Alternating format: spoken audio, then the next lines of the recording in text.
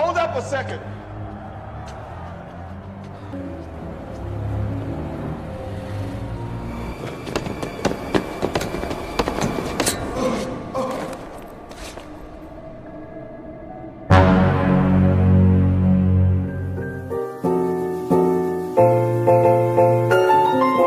Halo Urbaners, dimanapun kalian berada, bagaimana kabarnya? Gimana? Masih nyari pasangan hidup?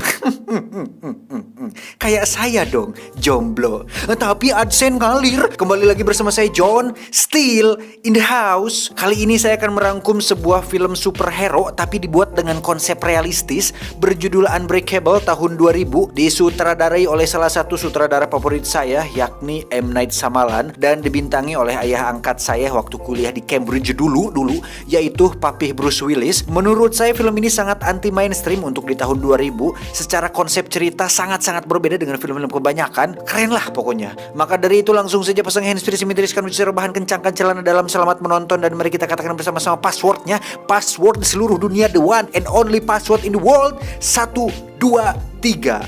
Cekicro. 2, 3. Cekicro.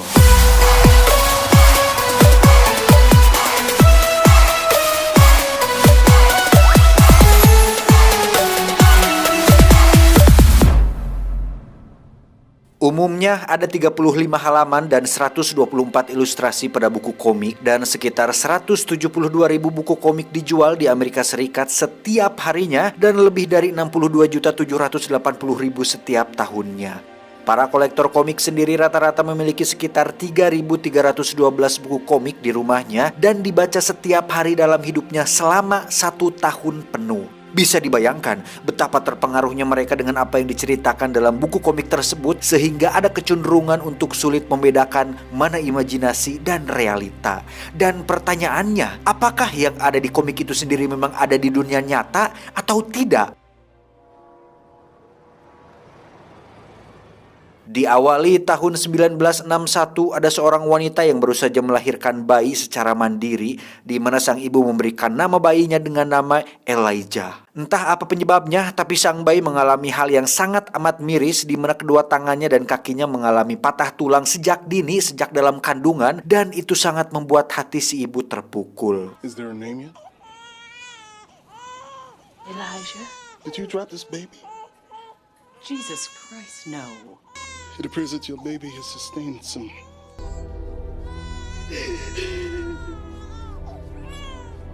30 tahun kemudian, lebih tepatnya tahun 2000, masa-masa sinetron Panji Manusia Milenium sedang viral-viralnya. Kisah akan berfokus pada seorang bapak anak satu bernama David, dan ini orangnya. Pada adegan ini David sedang dalam perjalanan pulang naik kereta api, namun tak lama tersiar kabar bahwa keretanya mengalami anjlok di semua gerbong, dan itu cukup membuat anaknya terkejut. Namanya Joseph. Ini rarainya.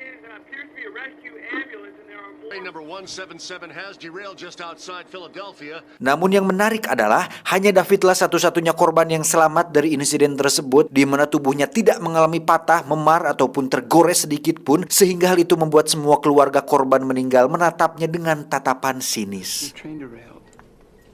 Some kind of malfunction. You will officially be the only survivor of this train wreck. You don't have a scratch on you. Setelah insiden itu, tak hanya semua orang, istri atau anaknya yang heran kenapa David bisa selamat. Bahkan David sendiri mempertanyakan tentang bagaimana dirinya bisa selamat. Father of six, we pray for your soul. Sehabis berdoa untuk para korban tewas, David pun dikejutkan dengan sebuah kertas yang tertempel di mobilnya, di mana di situ tertulis, "Berapa hari dalam hidupmu kau pernah sakit?" David sendiri bekerja sebagai seorang security di sebuah stadium football kampus, di mana sang bos menaikkan gaji David karena selama 5 tahun bekerja, David tidak pernah sekalipun izin sakit, sehingga sang bos memberikan reward atas loyalitas yang diberikan oleh David ini. $40 what? You're getting a $40 a week raise, that's it.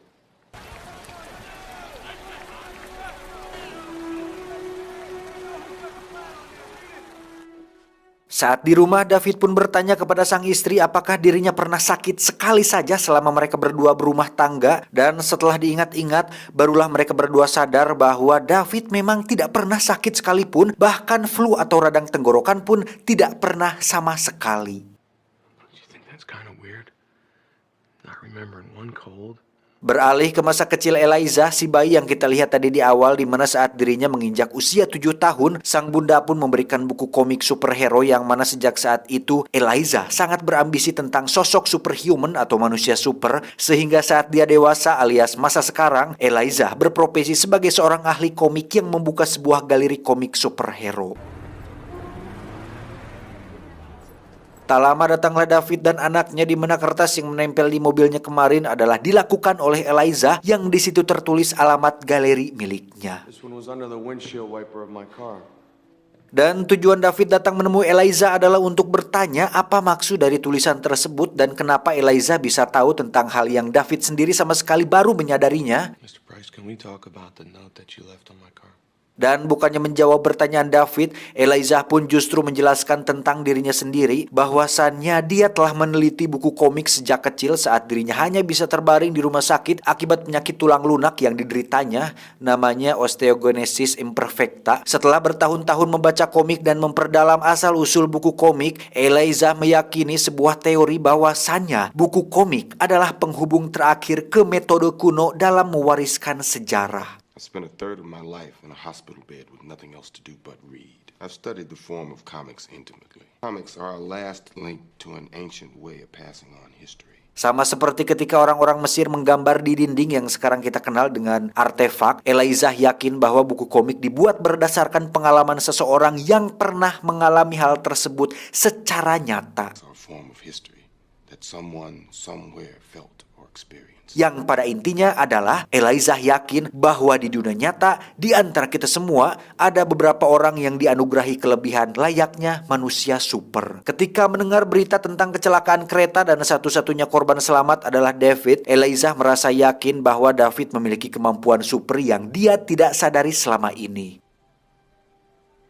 You think my dad's... A person put here to protect the rest of us. Mendengar semua cerita itu, tentu David tidak percaya dan menganggap semua itu hanya khayalan belaka seorang pecandu komik yang terobsesi dengan imajinasi bergambar, sehingga David pergi dari sana tanpa mendapat jawaban apapun dari Eliza. What exactly is it that you do? I work at the university stadium.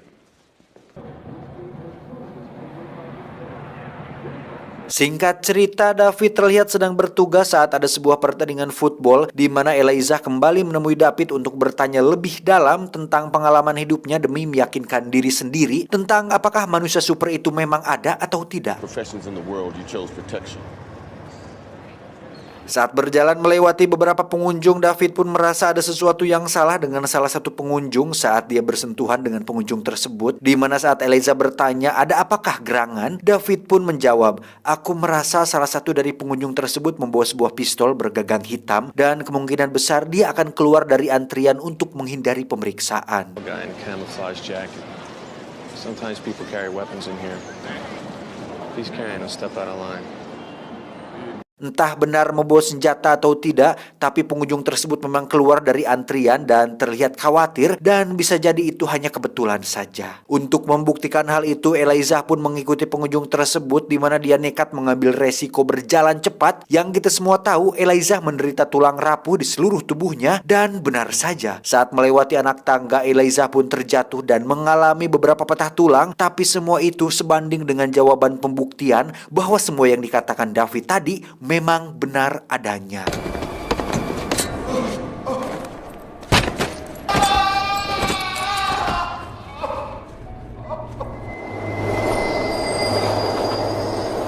Dan itu membuat Eliza semakin yakin bahwasannya selain David memiliki ketahanan tubuh tingkat tinggi, dia juga memiliki insting kuat layaknya manusia super seperti dalam komik-komik, tidak pakai obat batuk.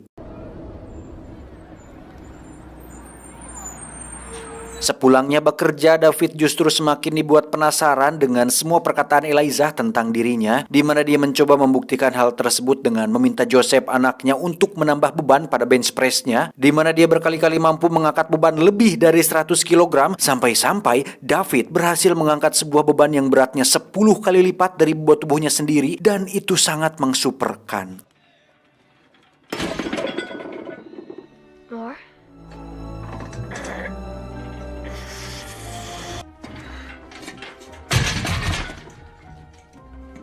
Eliza sendiri dirawat di rumah sakit tempat istrinya David bekerja, yang kebetulan si istri David ini berprofesi sebagai seorang dokter tulang di rumah sakit tersebut. Entah bagaimana caranya Eliza bisa mengetahui bahwa itu adalah istrinya si David, tapi bukannya konsul masalah penyakit, Eliza justru bertanya tentang kehidupan mereka berdua, terutama apa saja yang telah dialami oleh David sepanjang hidupnya. My husband was a star athlete in college and we were in an accident together. What part of David's body was injured?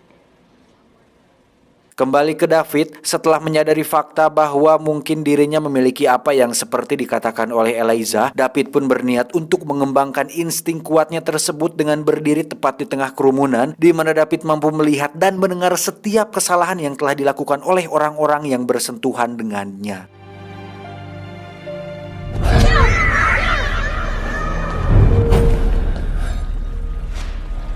Tak lama David pun mendapat kabar bahwa Joseph anaknya mengalami tindak kekerasan oleh beberapa teman sekolahnya, yang mana Joseph mempertahankan keyakinan terhadap ayahnya sendiri, yaitu David, bahwa sang ayah adalah orang spesial yang memiliki kelebihan yang tidak dimiliki oleh anak-anak lain, sehingga hal itu membuat teman-teman Joseph mengejeknya, kemudian menghajarnya secara beramai-ramai. Do I need to put any smelly ointment on or anything?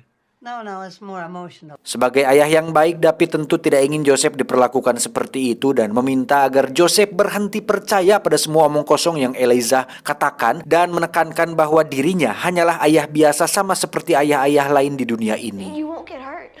Elijah was wrong.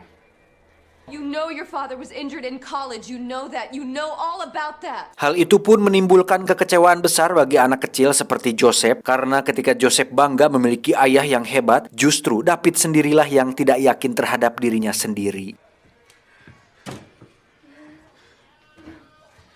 Merasa bahwa Eliza telah membawa hal buruk pada kehidupan keluarganya, David pun meminta agar Eliza berhenti dengan semua imajinasi dan omong kosong ini, meski David sendiri sadar bahwa Eliza tidak sepenuhnya salah tentang semua perkataannya tersebut. Stop messing with my life, Elijah. Perhaps you're not doing what you're supposed to be doing. Please stay away from my family. Merasa terpukul atas hal itu, Eliza pun pergi ke toko buku komik, di mana dia dengan sengaja membuat kesal seorang penjaga, dan saat ada satu buku komik terjatuh tepat di pangkuannya, di situ Eliza mendapat sebuah pemikiran yang mungkin dapat menyadarkan David atas kemampuan yang dimilikinya.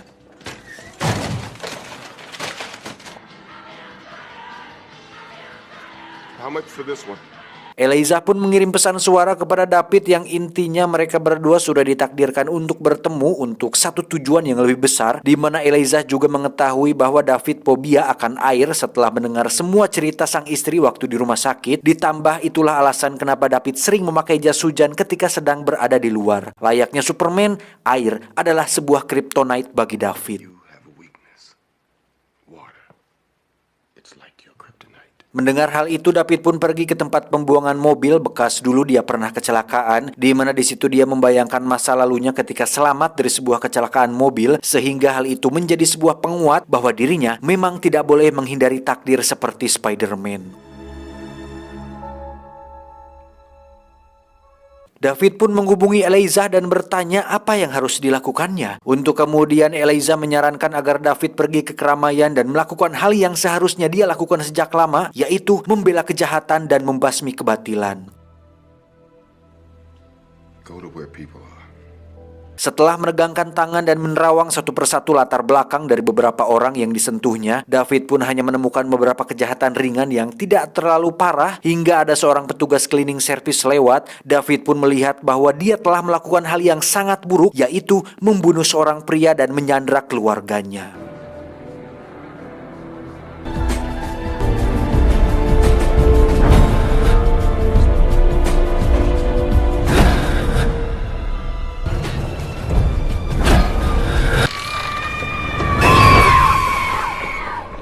Maka dari itu David pun diam-diam mengikuti pria tersebut sampai pulang kerja, di mana pria itu memang benar masuk ke dalam sebuah rumah yang tidak mungkin itu adalah rumahnya. Dan saat David memberanikan diri untuk masuk, dia pun melihat dua anak sedang terikat untuk kemudian melepaskan mereka dan pergi ke lantai atas untuk menyelamatkan ibu mereka berdua.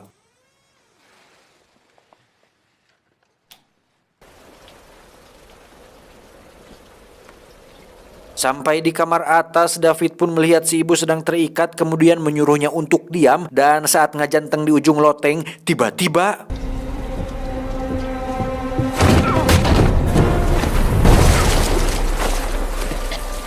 ya, si pelaku pun mendorong David hingga jatuh tepat di atas penutup kolam, sehingga saat penutupnya ngelelep, David pun terjebak dan hampir tewas karena hal itu.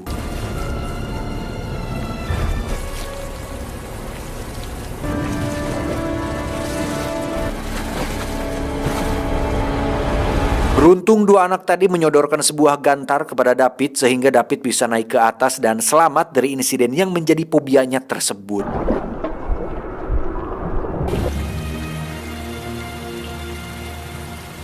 Dengan cepat David pun kembali ke kamar atas kemudian menyerang si pelaku dengan mencekik behengnya, dan setelah dia pingsan, akhirnya David berhasil menyelamatkan ibu dari dua anak tersebut.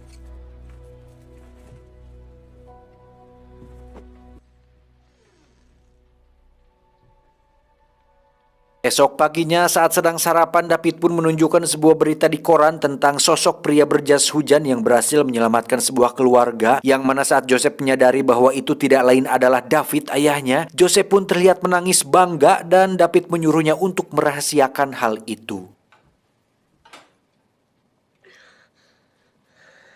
Setelah mendapatkan ketentraman hati karena telah menemukan tujuan hidupnya dan jati dirinya yang sebenarnya, David pun pergi ke galeri tempat dipamerkannya karya-karya milik Eliza. Karena jika bukan berkat semangat yang diberikan oleh Eliza, tentu David tidak akan pernah menyadari apa yang dimilikinya selama ini.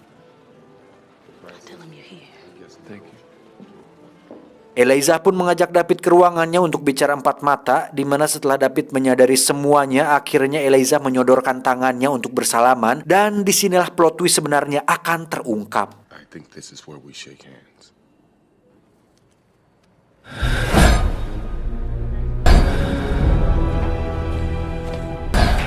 I worked in that building 25 years. Karena faktanya, beberapa peristiwa kecelakaan besar yang terjadi selama beberapa tahun terakhir, seperti ledakan pesawat, kebakaran hotel, termasuk anjloknya gerbong kereta yang dialami oleh David, ternyata itu semua adalah ulah dari si Eliza. ODGJ nggak tuh? Victor, I almost gave up hope. Killed all those people. Selama bertahun-tahun sejak dirinya lahir dan hanya terbaring di rumah sakit akibat penyakit tulang rapuh yang dideritanya, membuat hidup Eliza terasa hampa dan tidak memiliki tujuan, karena seperti sebuah peribahasa mengatakan bahwa rasa bosan lebih berbahaya dari sebuah peluru. It's just an awful feeling. There were so many times I questioned myself. Dengan keyakinan akan teori adanya manusia super di antara umat manusia, Eliza pun dengan sengaja membuat rangkaian kecelakaan untuk mencari tahu siapa yang akan selamat dari kecelakaan yang sudah dia perhitungkan akibatnya. Dan akhirnya Eliza menemukan David yang merupakan satu-satunya orang yang selamat dari insiden kereta api yang sudah dia rencanakan. Many sacrifices. Just to find you. Tujuan Eliza sebenarnya sangat simpel sekali. Dia hanya ingin mengetahui perannya di dunia ini, apakah menjadi sosok baik atau jahat. Sama seperti Batman dan Joker, Eliza yakin bahwa mereka berdua telah ditakdirkan untuk menjadi musuh bebuyutan, cahaya melawan kegelapan. You know who you are. I know who I am. David pun melaporkan Eliza ke pihak berwajib, sehingga beberapa hari setelah itu Eliza pun ditangkap dan dimasukkan ke dalam sebuah penjara sebagai penjahat gila jenius yang memiliki nama julukan Mr. Glass, yang berarti manusia rapuh serapuh kaca yang setiap saat bisa patah tulang. They called me Mr. Glass. Tamat ending yang cukup mengenangkan.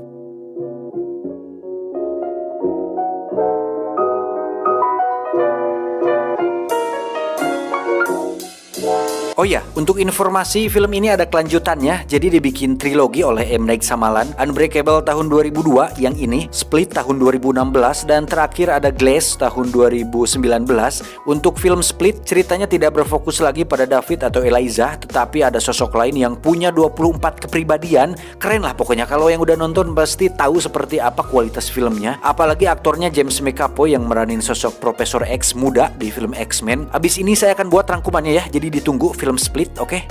Jadi ditunggulah besok lah mungkin kalau editannya beres. Oke, nah pesan yang bisa kita ambil dari film ini adalah jangan terlalu banyak baca komik. Itu, saya John beserta jajaran pimpinan The High Table mengucapkan terima kasih dan sampai jumpa di video selanjutnya. Adios. Kepingan cinta yang telah lalu. Aduh, jadi puitis gini anjir. Nggak apa-apa lah sekali-kali bucin. Udah, saya mau ngops dan sebat dulu. Jadi stay healthy buat kalian. Jangan telat makan, nanti kena mah, pusing, jatuh sakit kan repot. Ingat, selalu berpikir positif karena tubuh dan otak itu adalah satu kesatuan yang terhubung. Jadi kalau kalian gak punya semangat dan terlalu banyak mikir, tarik, ditakutkan namru, gering atau gering, nya sok sing sarehat kanggo sadayana. Semoga semuanya selalu sehat. Aku cinta kalian semua. Aku cinta AdSense. Wow.